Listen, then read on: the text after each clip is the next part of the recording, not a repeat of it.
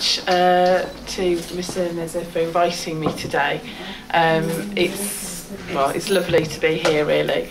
I'm always glad when Eid arrives because obviously with so many Muslim friends and colleagues, when I'm spending time with you and others, I feel terrible that I'm drinking tea and eating sandwiches whilst you're all fasting.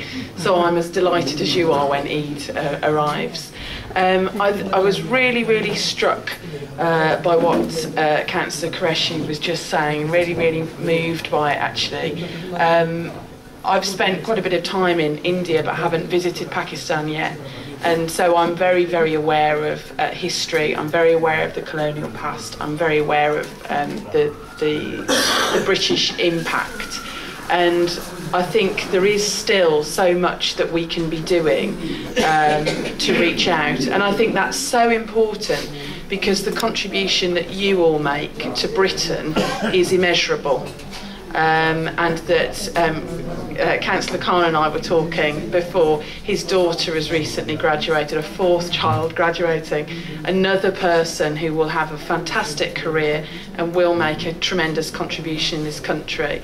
You know, everyone who's come here has a family, that has a multiplier effect, and we all benefit. You know, people should be deeply grateful for that contribution, and it's people who are ignorant who are not as grateful as they should be.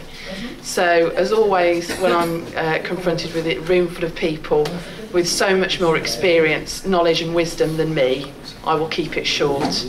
But Eid Mubarak belatedly, and thank you again for inviting me. Thank you very much.